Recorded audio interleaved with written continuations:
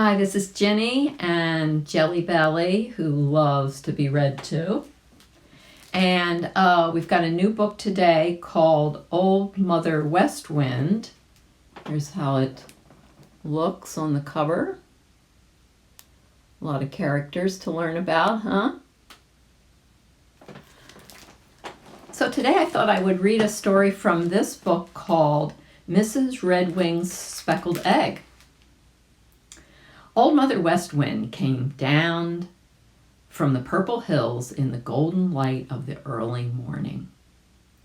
Over her shoulders was slung a bag, a great big bag, and in the bag were all of Old Mother West Wind's children, the Merry Little Breezes. Old Mother West Wind came down from the purple hills to the green meadows, and as she walked, she crooned a song. Ships upon the ocean wait, I must hurry, hurry on. Mills are idle if I'm late, I must hurry, hurry on. When she reached the green meadows, Old Mother West Wind opened her bag, turned it upside down, and shook it. Out tumbled all the Merry Little Breezes and began to spin around and round and round for joy. For you see, they were to play in the green meadows all day long, until Old Mother West Wind should come back at night and take them all to their home behind the purple hills. Sounds like fun.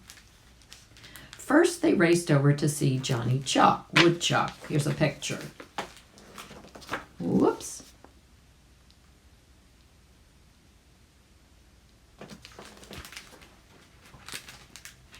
They found Johnny Chuck, sitting just outside his door eating his breakfast, like the picture showed.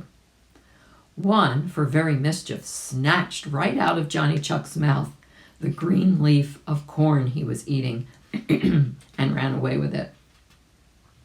Another playfully pulled his whiskers, while a third rumpled up his hair. Johnny Chuck pretended to be very cross indeed, but really he didn't mind a bit.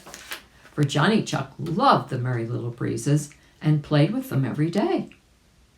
And if they teased Johnny Chuck, they were good to him too.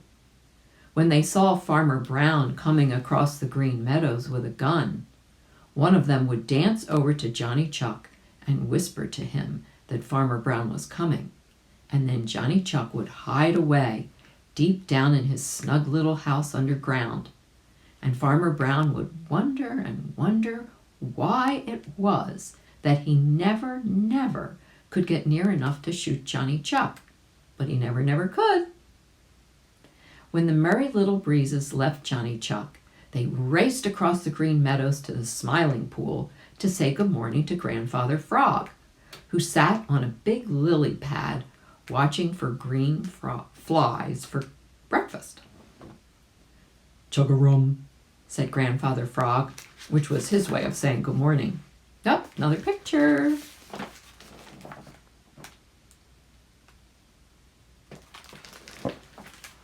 He looks very alert and happy, doesn't he?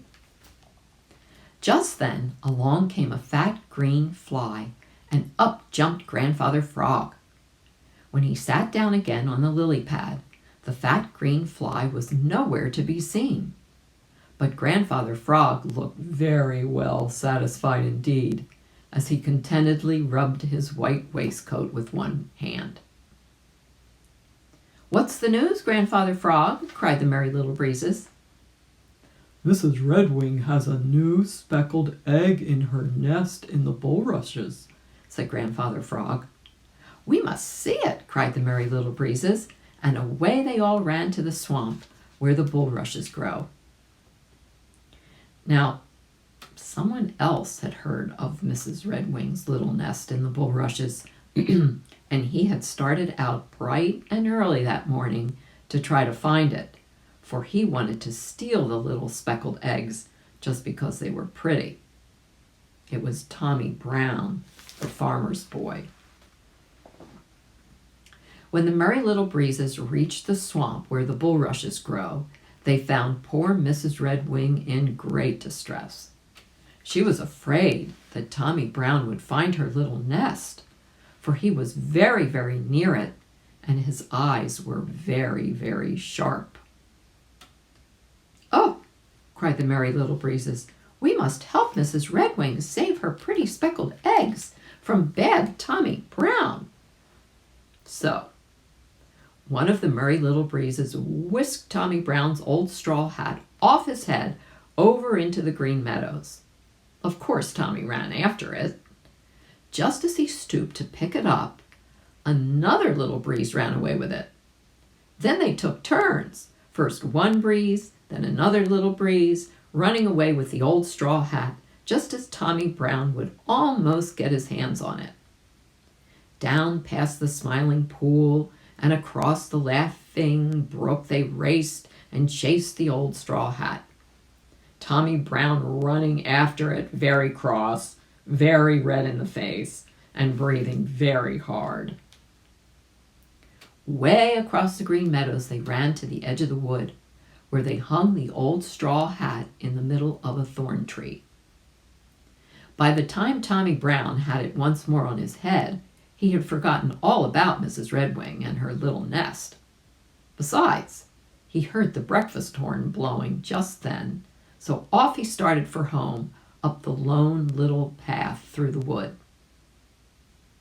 All the Merry Little Breezes danced away across the Green Meadows to the swamp where the bulrushes grow to see the new speckled egg in the little nest, where Mrs. Redwing was singing for joy. And while she sang, the Merry Little Breezes danced among the bulrushes, for they knew, and Mrs. Redwing knew, that someday out of that pretty new speckled egg would come a wee baby redwing. That's it.